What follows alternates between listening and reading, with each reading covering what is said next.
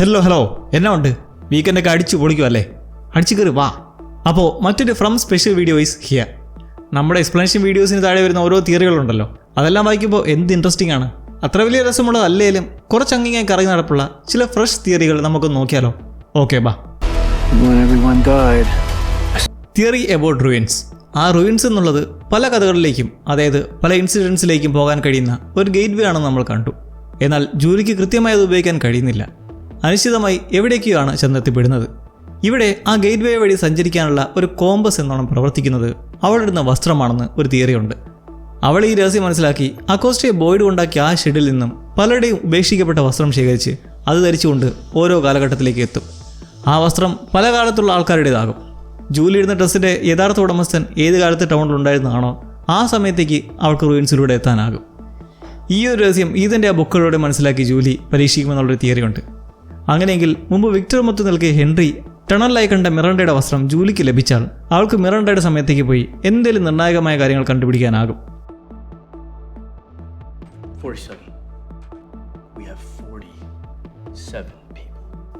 47 എന്ന നമ്പർ നമ്മൾ ഈ ഷോയിൽ ഇടയ്ക്കിടെ കേൾക്കുന്നും കാണുന്നുമുണ്ട്. ഇതൊരു സാധാരണ നമ്പറിലെന്ന് ഉറപ്പാണ്. ഇതിന് പിന്നിൽ വലിയ രഹസ്യം ഒളിഞ്ഞിരിപ്പുണ്ട്. ഒരിക്കൽ റേഡിയോയിൽ ഈ നമ്പർ തെളിയുന്നതായി കണ്ട പോലെ തന്നെ തബീത്ത ടൗണിൽ നിന്ന് രക്ഷപ്പെട്ടു പോയ ശേഷം കഴിഞ്ഞ ഹോസ്പിറ്റലിലും ഇതിൻ്റെ ഒരു റെഫറൻസ് ഉണ്ട്. റൂം നമ്പർ നോക്കിക്കേ, 2 അക്കങ്ങൾ വീതം കൂട്ടിയാൽ അത് 47 എന്നാണ് വരുന്നത്. ഈ സീസണിൽ കെന്നിയുടെ ബോയ്ഡ് ചോദിക്കുന്നില്ലേ ടൗണിൽ മൊത്തം ഇപ്പോൾ എത്ര പേരാണ് നിലവിലുള്ളതെന്ന്. അപ്പോൾ എന്താ മറുപടി കൊടുക്കുന്നേ? അത് തന്നെ. സംഭവം ഏതൊരു സമയത്തും 47 പേർക്ക് മാത്രമേ ഈ ഫ്രം വില്ലിൽ താമസിക്കാൻ കഴിയുമായിരിക്കുള്ളൂ. ഈ നമ്പറിൽ മാറ്റം വരുമ്പോഴാണ് പുതിയ ആളുകൾ അവിടേക്ക് വരുന്നത്, അല്ലെങ്കിൽ പുതിയ അനിഷ്ടങ്ങൾ നടക്കുന്നത്. 47 എന്ന കണക്ക് കൃത്യമായി നിലനിർത്താൻ എത്ര പേരെ കൊന്നെടുക്കണോ അത്രയും പേരെ മോൺസ്റ്റേഴ്സും മറ്റും കൊല്ലുന്നു.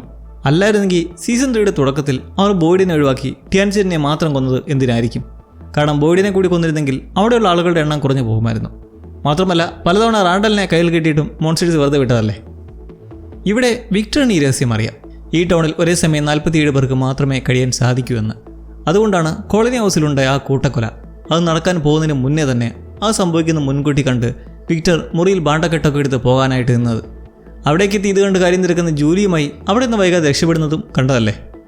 എന്നാൽ ഇതിനൊക്കെ മുന്നേ തന്നെ വിക്ടർ അവിടെ കോളനി ഹൗസിന് വെളിയിലായി ശവക്കുഴി വരെ തോണ്ടിയിരുന്നു.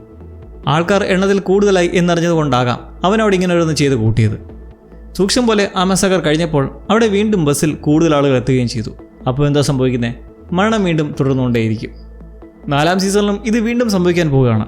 കാരണം വിക്ടർ ഈ കണ്ട പോലെ പഴയ കാര്യങ്ങൾ വീണ്ടും ആവർത്തിക്കുകയാണ്. സോഫിയും പാസ്റ്ററും കാർ അപകടത്തിലൂടെ ടൗണിലേക്ക് എത്തുമ്പോഴേ അവൻ അവിടെ വെച്ച് തന്നെ കൗണ്ട് ചെയ്യാൻ തുടങ്ങുന്നുണ്ട്. ടൗണിൽ എത്ര പേരുണ്ടെന്ന തരത്തിൽ. ഫ്രമിൽ നടക്കുന്ന ഏതൊരു കാര്യവും വെറുതെ ആകില്ല. ബോയ്ഡിൻ്റെ തുറന്നു പറച്ചിൽ സമയത്ത് വെറുതെ കുറച്ച് നിമിഷം വെച്ച് കാട്ടിപ്പോകുന്ന ഒരു സംഭവമുണ്ട്.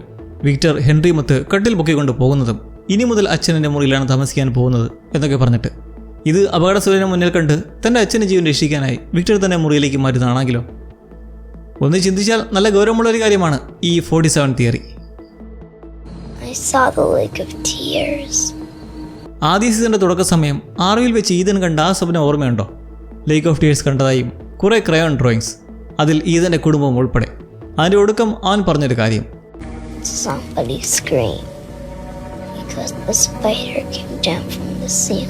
സീലിംഗിൽ നിന്ന് ചെലന്തി വന്നതും ആരോ നിലവിളിച്ചു എന്ന് പറയുമ്പോൾ കഴിഞ്ഞ സീസണുകളിലുടനീളം നമ്മൾ കണ്ട തുരങ്കങ്ങളുടെ മേൽത്തട്ടാണ് ഈതൻ പറയുന്ന സീലിംഗ്.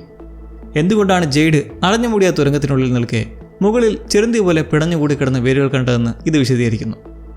ലേക്ക് ഓഫ് ടിയേഴ്സ് ഒരു നീന്തൽക്കുളമോ നീരൊഴുക്കോ ഒന്നുമല്ല. അത് ഗ്രാമത്തിൻ്റെ താഴെ സ്ഥിതി ചെയ്യുന്ന ഒരു ജൈവ സംഭരണിയാണ്, ബയോളജിക്കൽ റിസർവോയർ.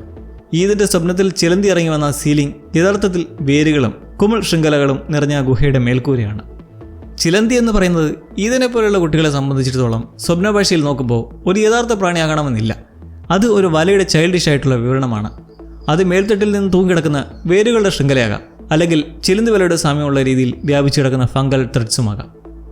ഈതിൻ്റെ സ്വപ്നത്തിൽ ഈ രൂപം സീലിംഗിൽ നിന്ന് താഴേക്ക് വന്നെന്ന് പറയുമ്പോൾ അത് യഥാർത്ഥത്തിൽ അർത്ഥമാക്കുന്നത് ഭൂമിക്കടിയിലെ ആ ഒരു വല ശൃംഖല എങ്ങനെയാണ് ഈ പ്രദേശത്തെ തന്നെ നിയന്ത്രിക്കുന്നതെന്നും അതിൻ്റെ ഇരകൾ, അതായത് വലയിൽ കുടുങ്ങിയ പോലെ അവിടെ കുടുങ്ങിപ്പോയ മനുഷ്യരെ ചിലന്തികളെ പോലെ വേട്ടയാടുന്നതെന്നും അവന് കാണിച്ചു കൊടുക്കുന്നതിൻ്റെ ഒരെടുത്തുകാട്ടാണ്. മരിച്ചവരുടെയും മറ്റും ഉപേക്ഷിക്കപ്പെട്ട വസ്തുക്കളുള്ള ആ ഷെഡിൽ അക്കോസ്റ്റ നടത്തുന്ന തെരച്ചിലും കുമിളകൾ വെച്ച് ജെയ്ഡ് നടത്തുന്ന പരീക്ഷണവും സീലിംഗിനെ കുറിച്ച് ഈതൻ പറയുന്ന കാര്യങ്ങളുമെല്ലാം ഒരേയിടത്താണ് എത്തി നിൽക്കാൻ പോവുക. ലേക്ക് ഓഫ് ടീയേഴ്സ് എന്നത് ടൗണിലെ തുരങ്കങ്ങളിൽ സ്ഥിതി ചെയ്യുന്ന ഫംഗൽ നെറ്റ്വർക്കിൻ്റെ ഹൃദയഭാഗമാണ്. മണ്ണിനടിയിലെ ആ ഒരു വലിയ കുഴിയിൽ ഇരകളുടെ കണ്ണുനീരും രക്തവും ഒഴുകി കൂടുന്നതിനാൽ ആണതിനെ ലേക്ക് എന്ന് വിളിക്കുന്നത്. അതിൽ ജലത്തിന് പകരം നിറഞ്ഞു നിൽക്കുന്നത് എല്ലാവരുടെയും ചൂടിന് കീഴിയായി നിലനിൽക്കുന്ന ഒരു ലിവിങ് എൻറ്റിറ്റിയാണ്, ദ കൺട്രോളർ. അവിടെയുള്ള വീടുകൾക്കും തെരുവുകൾക്കും അടിയിലായി നീണ്ടങ്ങനെ കിടക്കുന്ന ശവക്കുഴി ഉള്ളതുകൊണ്ടാണ് അവിടെ ഒരു സീലിംഗ് എക്സിസ്റ്റ് ചെയ്യുന്നത്. ജെയ്ഡിൻ്റെ കണ്ടെത്തൽ.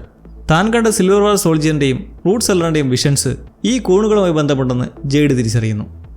ടണലിൽ വെച്ച് കണ്ട ആ സിമ്പൽ വേരുകൾ കൂടിച്ചേർന്നുള്ളത്, അതുമായി ബന്ധപ്പെട്ട അണ്ടർഗ്രൗണ്ട് റൂട്ട് സിസ്റ്റത്തിൻ്റെ ഒരു ഭാഗമായിരിക്കാം ഈ കൂണുകളെന്ന് ജെയ്ഡ് സംശയിക്കുകയും അതുപയോഗിച്ചുണ്ടാകുന്ന ഒരു ട്രാൻസ് അവസ്ഥയിലൂടെ മോൺസ്റ്ററുകളുടെ വിശ്രമ കേന്ദ്രമായ ആ ടണൽ തുരങ്കത്തിൻ്റെ ഒരു പൂർണ്ണ രൂപം പിടികിട്ടാൻ ചാൻസ് ഉണ്ട്, അതും മെൻ്റലി ആ സ്ഥലത്തേക്ക് എത്തിപ്പെട്ടുകൊണ്ട്. ഇതിലൂടെ ടൗണിലേക്കുള്ള പവർ സോഴ്സ് എങ്ങനെ വരുന്നു എന്ന് മനസ്സിലാക്കാൻ സാധിക്കും അവരുടെ സങ്കേതത്തിലേക്ക് ഡയറക്റ്റ് കയറി ചെല്ലാതെ തന്നെ. Boy in white. ചെക്കൻ വല്ലാണ്ട് വളർന്നു. വിക്ടറിൻ്റെ കുട്ടിക്കാലം മുതൽക്ക് കുഞ്ഞായിരുന്ന ചെക്കനായിരുന്നു. ഈദിന് വന്നപ്പോഴും അതേ പ്രായത്തിലിരുന്നവൻ പെട്ടെന്നാണ് മാസങ്ങൾ കൊണ്ട് കൗമാര പ്രായത്തിലേക്ക് എത്തിയത്. അതെന്ത് പ്രതിഭാസമാണെന്നറിയില്ല, പക്ഷേ കഴിഞ്ഞ എപ്പിസോഡിൽ അവൻ പ്രത്യക്ഷപ്പെട്ട് താബീത്തയോടും ഹെൻറിയോടുമായി പറയുന്നത് ഇനി ഒട്ടും സമയമില്ല, ടൈം ഈസ് റണ്ണിങ് ഔട്ട് എന്നൊക്കെയാണ്. ഇത് സൂചിപ്പിക്കുന്നത് മറ്റൊന്നുമല്ല, മാനിനിയലോ ടൗണിൽ എത്തിയതോടെ വരാനിരിക്കുന്ന പുതിയ കൂട്ടുകൊലയുടെ ഒരു താക്കീതാണത്. ഒന്നും കൃത്യമായി പറയാതെ കടങ്കഥ പോലെ പറയുന്നത് ഒരുപക്ഷെ ബോയ് ഇൻ വൈറ്റിന് മറ്റ് ഭീഷണികൾ ഉള്ളതുകൊണ്ടായിരിക്കാം. വിക്ടറിൻ്റെ ട്രോമയെ സൂചിപ്പിക്കുന്നത് ഇത് തന്നെ, കാരണം knowledge comes at a cost. അതിലവന് നല്ല ഭയമുണ്ട്. അപ്പോൾ എങ്ങനെ പുതിയ എപ്പിസോഡ് വരാൻ ഇനി അധികം സമയമില്ല. പുതിയ തിയറികളും കണ്ടുപിടുത്തങ്ങളും നിങ്ങൾ റെഡിയാക്കി വെച്ചോ. ഫ്രമിൻ്റെ പുതിയൊരു എക്സ്പ്ലനേഷൻ വീഡിയോയുമായി നമുക്ക് വീണ്ടും കാണാം. അതുപോലെ തന്നെ തിയറി വീഡിയോസ് വിൽ റിട്ടേൺ.